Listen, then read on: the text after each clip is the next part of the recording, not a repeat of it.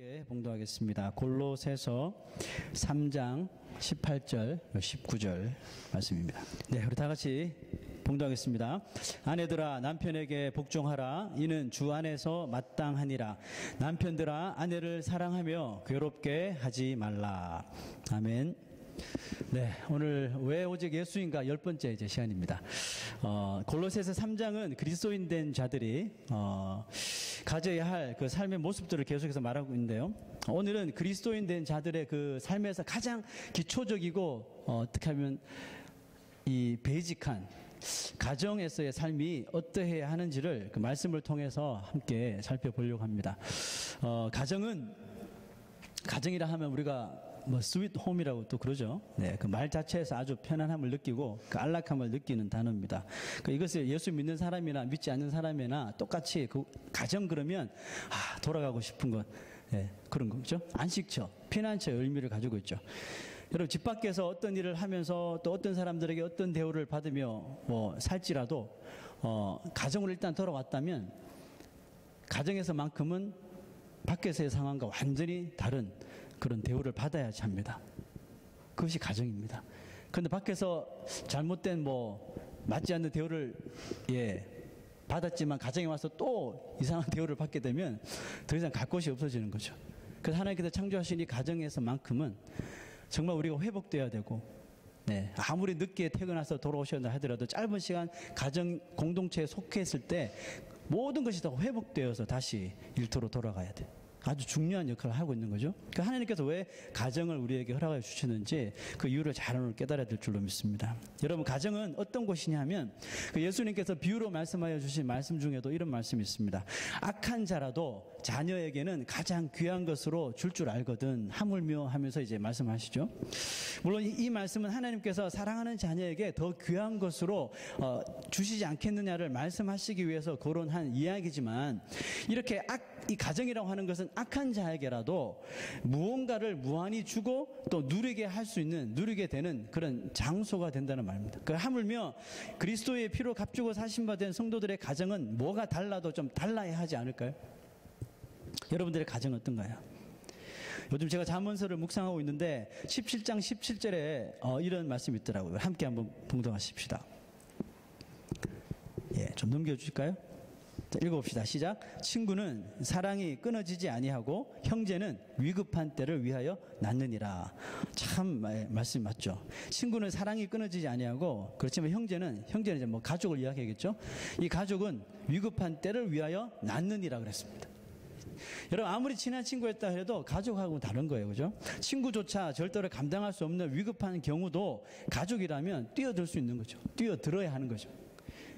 사이가 좀 멀어진 가족이 있을지라도 그 가족 중에 누군가 이런 상황이 되게 되면 관계 다 제쳐두고 그냥 두말 없이 달려가야 되는 것이 가족인 겁니다. 그래서 어떻게 합니까? 가서 피도 나눠주고, 치료도 주고, 간 이식도 해주고, 폐도 주고, 콩팥도 주고, 신장을 주는 것, 저는 그게 가족이래요. 하지만 이와 같아야 하는 가족이 점점 변화되어 가고 있습니다. 점점 이기주의의 가족이 빠져들고 있는 것 같아요. 이거 한 몸 공동체잖아요. 한 피를 나눈 한 몸 공동체 의식은 사라지고 다들 자기 배만 채우려고 해요. 모두 시시각각이에요. 아빠는 아빠대로, 엄마는 엄마대로, 자녀는 자녀대로 자기 것 챙기기 바빠요. 그러므로 더 이상 가족들의 안식처가 되지 못해요. 안식처가 되지 못하니까 자꾸 튀어나가는 겁니다. 자녀들은 가출을 하고, 남편은 외도하고, 아내는 아내대로 안식처라는 말이 무색할 정도로 가정 안에서 자꾸 이런 범죄가 난무하는 것이 현실입니다. 이제는 가족끼리 속이고 심지어는 죽이고 하는 일이 그냥 일상화된 것 같아요. 일상화는 좀 심한 단어인가요? 평범하게 됐어요. 평범한 사건이 될 정도이니 심각하지 못해 두렵기까지 한 거예요. 혹시 우리 가정도 저렇게 되는 거 아닌가? 여러분, 이런 생각 해본 적 없어요? 혹시 우리 가정도 자칫 이렇게 뿔뿔이 흩어지는 거 아닌가? 여러분, 우리가 더 늦기 전에 우리는 가정을 원래 자리로 되돌려 놓아야 합니다. 여러분, 가정이 살아야지 교회가 삽니다. 가정이 파괴되어지는데 교회만 건강해지는 것이 오히려 어떻게 보면 모순이 아닌가요? 우리 건강한 교회는 이름에 걸맞는 교회가 되기 위해서 먼저 하나님께서 창조해 주신 이 가정의 건강함을 찾는 것이 아주 중요한 것입니다. 저는 약 3번에 걸쳐서 그리스도인들의 그 가정과 또 세상에서의 삶에 대하여 말씀을 드리려고 합니다. 점점 교회 안과 교회 밖의 모습이 달라져 가고 있는 이 시대에 우리 살고 있잖아요. 과거에는 교회 안에서 보여지는 모습과 교회 밖에서 보여지는 모습이 그나마 간격이 별로 없었는데 이게 점점 멀어지는 거죠. 교회 안에서 보이는 모습과 교회 밖에 문만 딱 나가면서 보여지는 모습이 이제는 막 극과 극을 달리고 있으니까, 여러분 이런 달라져 가고 있는 시대에 여러분 우리들의 모습을 딴 거 없어요. 하나님의 말씀을 통해서 잘 조명해 보아야 되는 거죠. 나는 혹시 그렇게 살지 않고 있는지, 우리 교회는 혹시 우리 가정은 그렇게 살아가고 있지 않은지, 내 자녀들은 어떤지 이 말씀을 통해서 잘 조명해 보고 과연 하나님이 원하시는 가정의 모습, 세상에서의 성도의 모습이 무엇인지를 우리가 잘 살피고 그대로 순종하게 되시기를 부탁합니다. 오늘은 먼저 가정의 기초가 되고 또 가정의 지붕 역할을 하는 남편과 그 아내에 대하여 말하려고 합니다. 바울은요, 똑같은 말씀을 성경 2군데 이야기하고 있어요. 오늘 말씀 골로새서의 말씀을 에베소서에 똑같이 기록하고 있는데 조금 더 디테일하게 에베소서에는 기록하고 있습니다. 각각 성도 가정의 그 의무에 대하여서 기록을 하고 있습니다. 먼저 아내들이 남편들에게 가져야 할 의무를 한번 보십시다. 뭐 항상 lady first니까요. 자, 이 말씀도 보니까 아내들에게 먼저 이야기합니다. 18절에 아내들아 남편에게 복종하라. 이는 주 안에서 마땅하니라. 이 구절만 들으면 괜히 심기가 불편해지는 여자들이 꽤 많으리라 생각이 듭니다. 왜 복종해야 되지? 다른 말씀 내가 다 순종하겠는데 이 말씀만큼 복종을 꼭 해야 되나? 뭐 이렇게 일부 예배는 여자분들밖에 없잖아요. 되게 막 공감하시더라고요. 저 혼자 많이 위축되었는데, 여러분 바울은 예수 믿는 아내가 그의 배우자에게 해야 하는 모습을 복종, submit, 복종이라는 그 단어를 통해서 설명을 합니다. 참 재밌는 것은 사도 바울은 장가를 가본 사람이 아니에요. 그러니까 아내를 가져본 적이 없다는 말이죠. 더불어서 부부 생활이라는 것을 경험한 적이 없는 사람입니다. 여러분 이런 사람이 하는 말을 우리가 들을 필요가 있을까요? 바울이 뭘 알아? 네, 이렇게 말할 수 있을까요?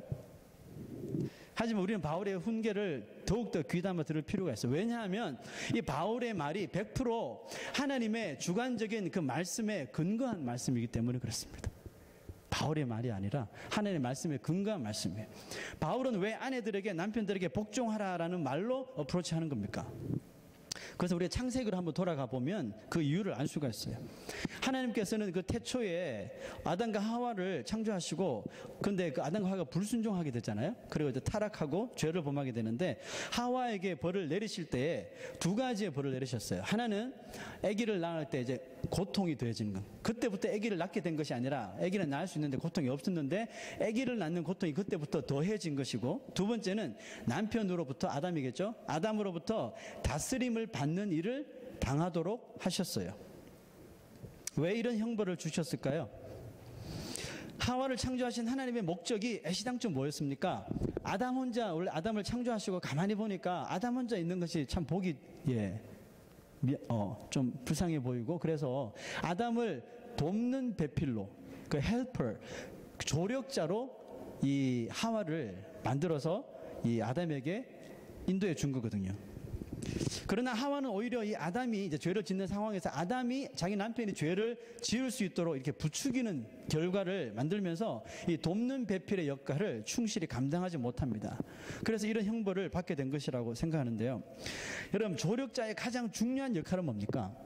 돕는 배필의 가장 중요한 역할은 자기가 돕는 사람이 그릇된 길이 아닌 하나님이 원하시는, 말씀이 원하시는 그 똑바른 길로 가도록 옆에서 격려해주고 으쌰으쌰해주고 칭찬해주고 위로하면서 그 길을 올바로 가도록 하는 것이죠. 그래서 마치 마라토너가 42.195km를 뛸 때 그 코치가 자전거를 타고 오토바이를 타고 차를 타고 옆에 계속 따라 붙으면서 뭐 합니까? 너 그 정도밖에 못하니? 이런 말 합니까? 아니잖아요. 조금만 더 힘을 내라. 다 왔다고 조금 더 힘내라. 너는 할 수 있다고 계속해서 위로해주고 격려해주고 칭찬하고 네가 최고라고 해주는 거죠. 그 힘에 더불어서 마라토너는 결승점까지 돌아오는 겁니다. 하와가 선악과를 먼저 먹고 남편 아담에게 곧바로 먹으라고 한 것을 볼 때 아담보다는 하와의 마음속에 이미 이 죄의 싹이 이미 돌아왔습니다. 하와의 마음속에 이미 이기심이라고 하는 그 죄가 작용을 한 것입니다. 맞아, 하나님의 그 원래의 하와를 창조하신 그 목적을 하와가 만약에 그 순간에 그 자기가 먼저 선악과를 먹고 죄가 들어온 것을 깨달았을 적에 만약에 그 순간을 생각했더라면 하와는 이렇게 행동하지 않았을까요?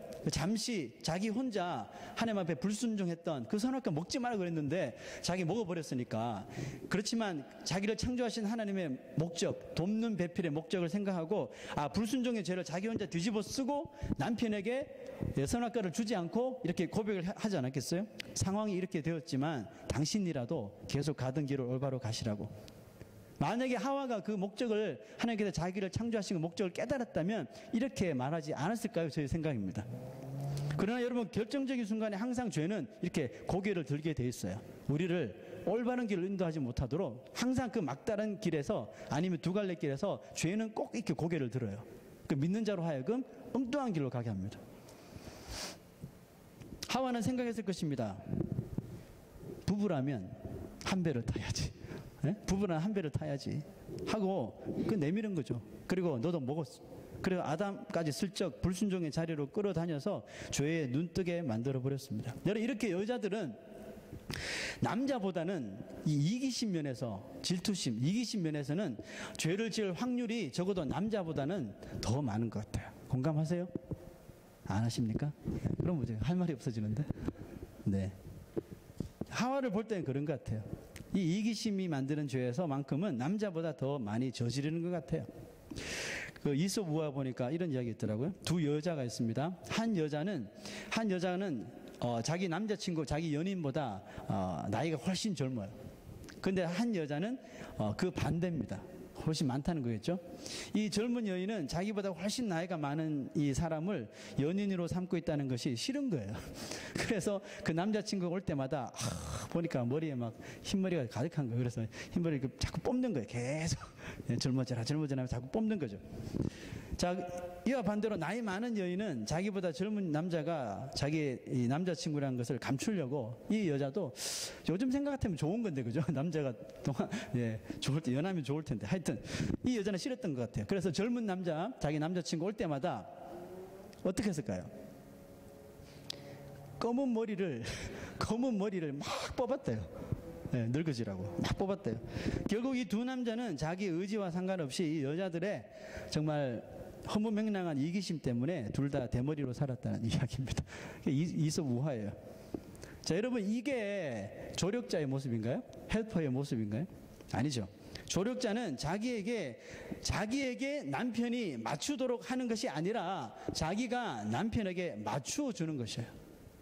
물론 남편이 잘못하고 악한 길로 갈 때 그것을 맞춰주서는 안 되겠지만, 뭐 지혜롭게 우리가 복종을 생각해야 되겠죠, 그죠? 자기에게 남편을 맞추려고 하는 것이 근본적으로는 남편에게 자기를 맞추어 주는 거예요. 하나님은 뱀부터 차례로 이렇게 불러서 벌을 내리시죠. 아담을 죄짓도록 이끌어낸 하와에게 이렇게 말씀하셨어요. 처음에 이제 잉태할 때 고통을 더하는 벌을 내리시고, 두 번째는 뭐냐면 너는 남편을 원하고 너의 남편은 너를 다스릴 것이다 라고 말했어요. 여기서 너는 남편을 원하고 할 때 그 원하다는 이 단어가 영어로 보니까 desire이라는, 이게 무슨 말일까 한번 생각해 봤어요. 우리가 desire이라는 단어는 다 아시잖아요. 그 하나님께서 왜 아담에게 남편을 원하고라는 이 단어를 주었을까요? 저는 이렇게 생각해 보았습니다. desire your husband. desire 생각해 보니까 이것은 한 남자만을 갈망하고 한 남자만을 바라본다는 그 의미가 아닐까요? desire. 아담에게는 이런 말을 안 하셨거든요. 하와에게는 한 남자를 원하고 한 남편을 원하고 그 남편은 너를 이제 다스려 rule over 할 것이다. 이런 말씀을 하셨어요. 남편을 원하고 한 남편을 바라본다는 것. 그래서 남자들은, 뭐 여기 계신 남자들 안 그럴지 모르겠지만, 남자들은 두 여자 세 여자를 막 한꺼번에 바라볼 수 있지만 아니라고요.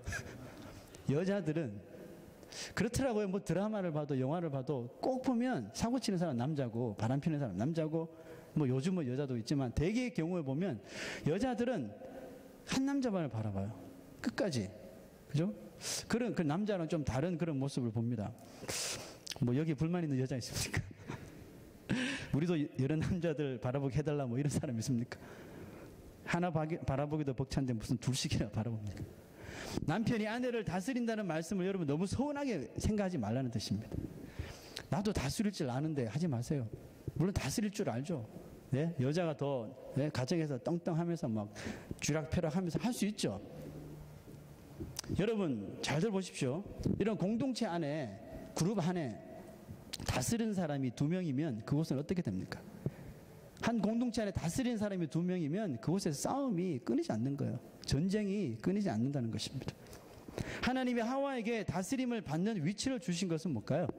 애시당초 여자를 창조하실 때 주신 그 사명 있잖아요. 헬퍼, 돕는 배필, 그죠? 조력자. 그 사명을 더 명심하고 이것을 더 잘 감당하게 하시려고 하시는 그 하나님의 선하신 뜻이 그 안에 있는 것입니다. 저는 이 명령을 실패했던 하와에게 하나님께서 새로운 찬스를 부여해 주신 것이라고 믿습니다. 여러분 가정에서 아내로서 또 엄마로서의 역할은 이 가정을 막 다스리는 그런 모습보다 이 가정을, 주신 가정을 어떻게 하면 더 아름답게 또 질서 있게 잘 아름답게 꾸미고 가꾸는 모습이 더 아름답지 않습니까? 가정을 아름답게 가꿀 때 그곳으로부터 무엇이 생깁니까? 그곳으로부터 행복이 일어나고 행복이 만들어지고 그것을 통해서 또 사랑이 만들어지고 그 행복과 사랑으로 잘 만들어진 가정의 일원들, 사람들이 아름다운 사회를 만들어 나갈 수 있게 되기 때문이죠. 그러므로 이 아내들의 역할이 절대로 약한 것이 아닙니다. 그러므로 하나님은 처음으로 불순종한 하와에게 새롭게 시작할 이 기회를 다시 주신 겁니다. 다스리는 자보다 여러분 옆에서 돕는 자가 더 똑똑해야 돼요. 더 세상 이치에 밝아야 합니다. 그래야 다스리는 사람이 올바로 다 다스릴 수가 있는 법이죠. 여러분 대통령도 보세요. 리더들을 보세요. 대통령보다 그 옆에 보조하는 사람들이 더 지혜로워야 한다는 말입니다.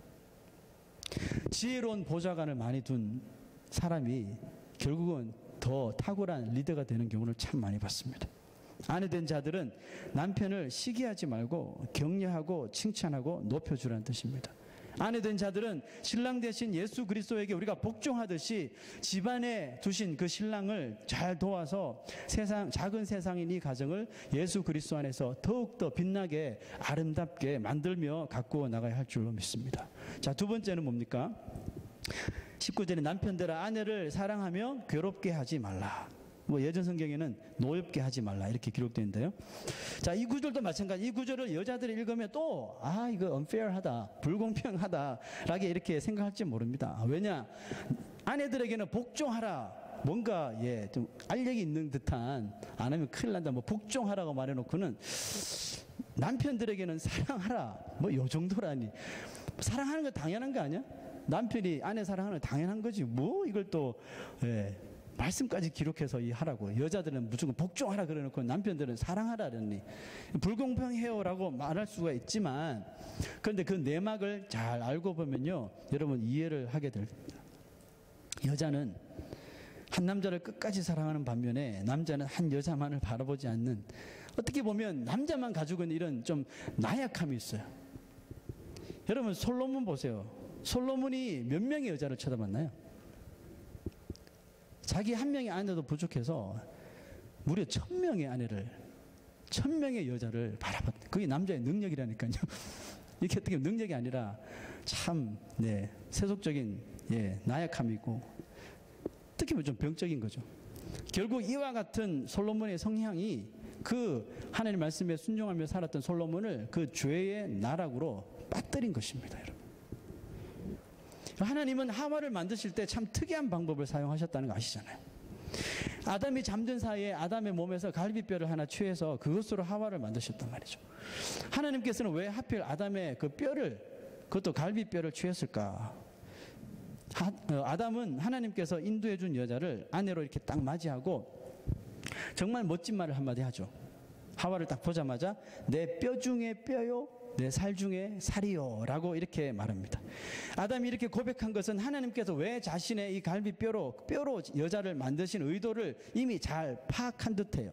여러분, 하나님께서 아담의 뼈를 가지고 여자 하와를 만드신 그 의도가 뭘까요?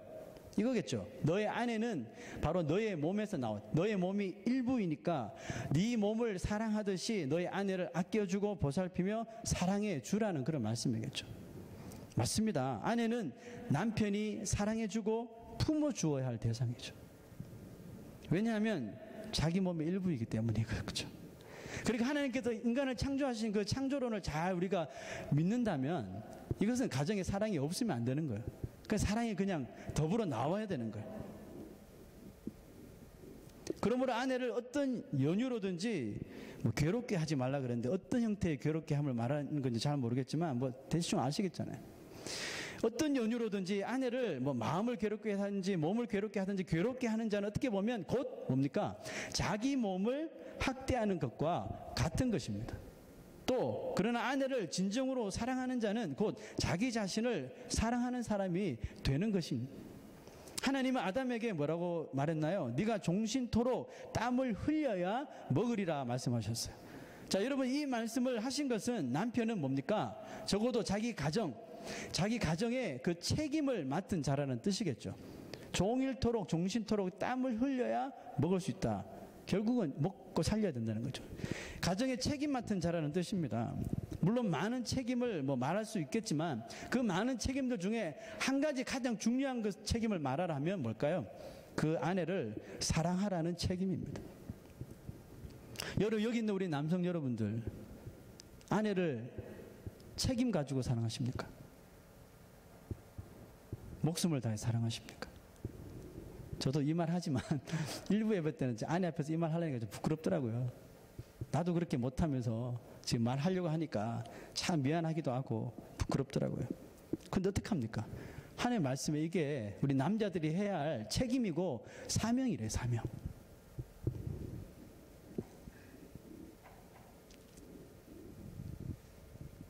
남자가 집에서 이 아내를 사랑하는 이 사명만 잘 감당하면 여러분, 아내 된 여러분 남편에게 점수 몇 점 주실 것 같습니까?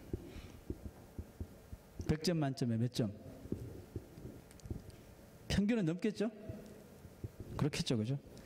자기 남편이 뭐 그렇게 돈을 많이 벌지 못하고 자기 남편이 뭐 그렇게 능력은 없어도 자기만 그렇게 위해주고 아껴주고 그렇게 사명을 다해서 사랑해 준다면 다른 거 부족한 거 여러분 눈에 보이겠습니까? 보일 수도 있겠죠, 그죠? 그렇지만 이것이 다 가려져요. 그 남편의 사랑하는 행위 때문에 가려진단 말이에요. 여러분, 그 반대로 다른 거 다 잘해도 돈도 잘 벌어, 뭐 능력도 있어, 뭐 리더십도 다 있는데 이 사명을 하나 감당하지 못하면 그 남편은 점수 몇 점? 빵점. 일부에 마이너스 100점이라고 그러더라고요. 딴 거 아무리 잘해도 내 남편이 나를 바라보지 않고 다른 데 바라보고, 내 남편이, 하나님께서 분명히 그리스도인 남편들에게 아내를 사랑하라는 사명을 주셨는데 이걸 감당하지 못할 경우에 다른 거 아무리 더 잘해도 아내 눈에는 그 남편은 빵점처럼 보이는 거예요. 그럼에도 불구하고 여러분, 그래도 이 정도는 있어야 하고 저 정도는 갖춰야, 남자가 이 정도는 갖추고, 만약에 그런 생각이 더 지배한다 그러면 여러분 미안하지만 아직 말씀을 제대로 믿지 않는 사람입니다. 만약 여러분들이 하나님 말씀에 따르고 순종하는 여자라면 남편을 바라볼 때 그것이 초점이 된다. 남편도 마찬가지겠죠. 이런 재밌는 글이 있더라고요. 남자가 늙어지면서 필요한 것이 5가지가 있대요. 1번 부인, 2번 아내, 3번 집사람, 4번 대충 아시겠죠? 와이프, 5번 애들 엄마. 뭐 계속 번호 달면 계속 나오겠죠, 그죠? 뭘 해도. 이 말은 무엇을 이야기합니까? 남자들에게는 아내가 필요하다는 겁니다. 아무리 남자가 잘나 보이고 세상에 나가서 탁월한 사람이라도 아내가 없으면 안 된다는 걸 이야기하고 있습니다. 아내들이 남편만 바라보는 것처럼 남편들도 여러분 한 여자만 좀 바라보면 안 돼요? 한 여자 끝까지 바라보고 우리의 아내들만 정말 사명 다해 책임을 다해서 사랑하는 그런 남자가 되시기를 진심으로 부탁드립니다. 아내가 남편에게 복종하는 것은 실제로 아내 자신의 행복을 위해서도 필요한 것입니다. 남편이 아내를 사랑하는 것은 실제로 남편 자신의 행복을 위해서도 필요한 것입니다. 왜냐하면 아내는 남편의 사랑으로 뭘 느껴요? 행복을 느끼게 되잖아. 행복을 느끼며 사는 사람이 여자고 아내이기 때문에 그렇습니다. 아내 사랑은 아내의 행복과 평안과 기쁨을 만들고 그것은 곧 남편을 위한 희생과 봉사로 다시 다 돌아오게 돼 있거든요. 제가 살아보니까 그렇더라고요. 네? 제 아내가 제 남편 잘못 만나서 풀타임으로 일을 하잖아요. 그 회사에서 이리 치고 저리 치고 이제 집에 와서 스트레스 이만큼 받아서 집에 딱 왔을 때 저도 뭐 집에서 스트레스 받잖아요. 그죠? 딸 키우는 게 쉬운 일입니까? 막 이리 스트레스 받고 저리 스트레스 받고 하고 있는데 같이 스트레스 받아서 딱 마주치면 제가 처음에 이제 살림을 도맡아 했을 때는 그걸 못했어요. 같이 부딪힌 거죠. 그죠? 한번 해보자고. 니만 하냐 하면서 막 그냥 부딪히니까 뭐 2차 대전이 일어나고 3차 대전이 일어나고 네, 그랬었어요. 근데 이게 이제 단련이 되고 나니까 하나님께서 저기 지혜를 주시는 거예요. 네가 해야 할 일, 아내가 반은 맡아서 하고 있는데 그 정도밖에 안 되냐 하면서 저를 꾸짖어 주시는 거예요. 그러면서 이제 한번 이렇게 한번 해봤어요. 저도 이만큼 쌓여 있는데 이제 아내도 이만큼 쌓여서 온 거죠. 올 때 제가 그냥 다 내려놓고 정말 수고했다고, 오늘도 얼마나 많은 고생을 했냐고, 뭐 별말 안 했습니다. 그리고 맛있게 음식 차려주고 그 짧은 위로해주고 했는데 그 다음날 다시 회사로 가는 아내의 표정이 확 달라지는 거죠. 여러분, 제가 절대로 제 자랑하는 거 아닙니다. 제 자랑하는 거 아니에요. 저 몇 번 그렇게 못해요. 한 번 그렇게 해봤더니 아내가 어디서 그런 에너지가 생겼는지 완전히 다른 사람이 또 되어서 새 사람이 되어서 또 세상으로 나가는 거죠. 그런 모습. 여러분, 이것이 결국은 그렇게 하나님께서 우리에게 남편들에게 주신 사명을 그냥 억지로라도 감당하니까 아내에게 에너지가 생기고 또 그것이 그대로 남편에게 사랑과 희생과 봉사로 다시 돌아오는 것을 볼 수가 있었습니다. 부부가 싸우면 사랑이 식어지고 행복도 사라지잖아요. 그렇지만 서로 사랑하면 가정은 피곤한 세상 생활에서 결국은 가정이 빨리 돌아오고 싶은 안식처가 되는 거예요. 부부 사랑은 결국 가정의 행복으로 이끄는 지름길이 되는 것입니다. 자, 사도 바울은 아내와 남편에게 에베소서에서 공통적인 말로 또 권면을 했는데요. 자, 우리 성경 구절을 같이 한번 읽어보십시다. 에베소서를 한번, 네, 없나요? 네, 읽어봅시다. 시작. 아내들은 남편에게 복종하기를 주께 하듯 하고 남편들은 아내 사랑하기를 그리스도께서 교회를 사랑하시고 위하여 자신을 주심같이 하라. 그러므로 교회가 그리스도에게 하듯 아내들도 범사에 자기 남편에게 복종할지니라. 마지막 구절. 남편들아, 아내 사랑하기를 그리스도께서 교회를 사랑하시고 그 교회를 위하여 자신을 주심같이 하라.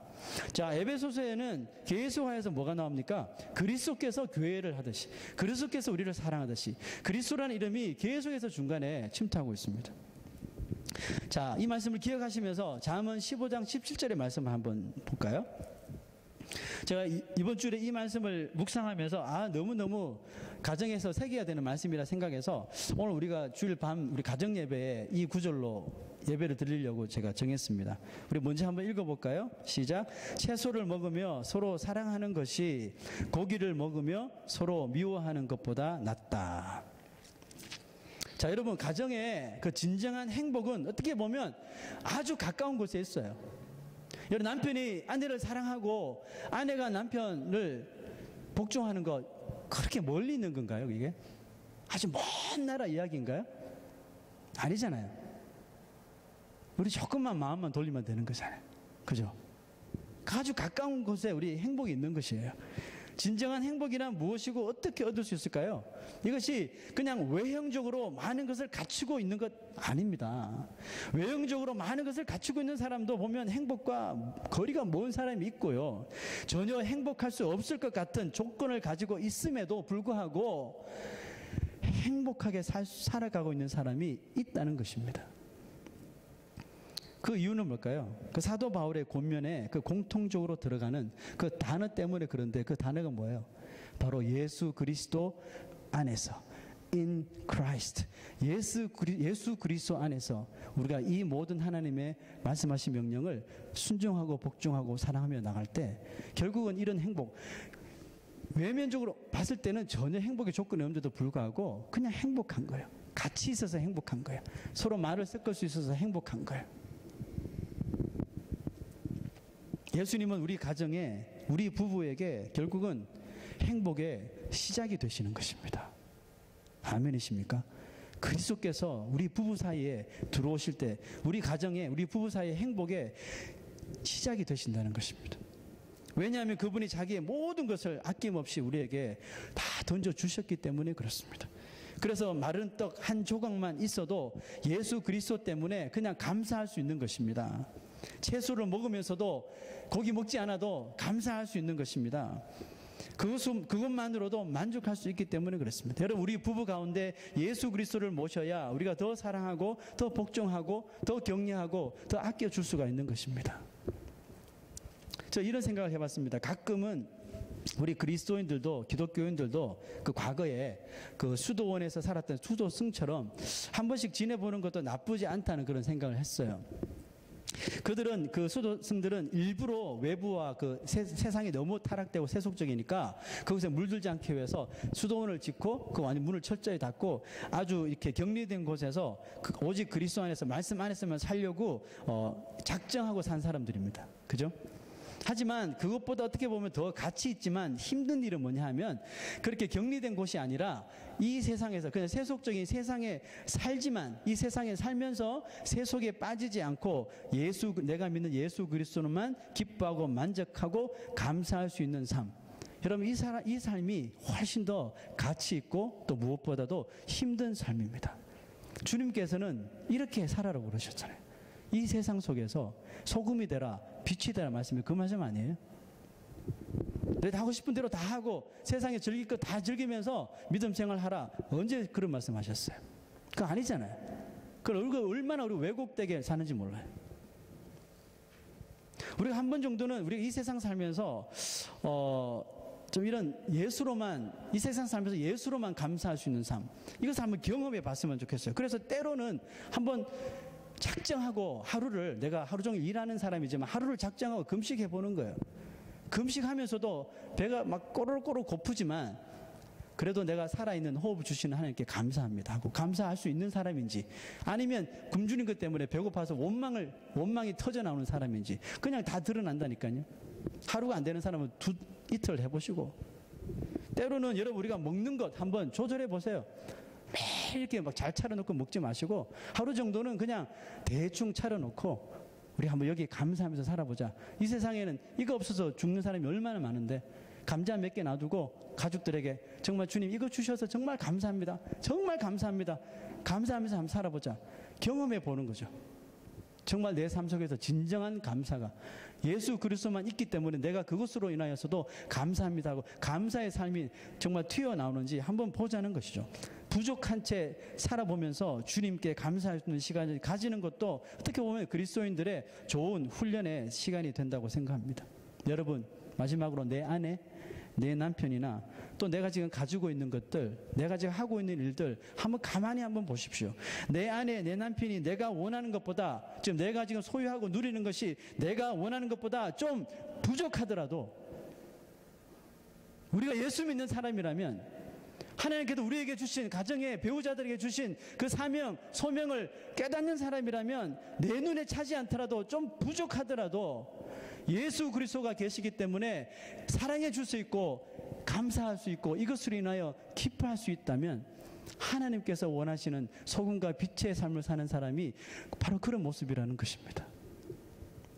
내가 그런 상황에서도 예수님 때문에 행복해하고 있는지 자신과 가정을 올바로 보게 될 수 있을 줄로 믿습니다.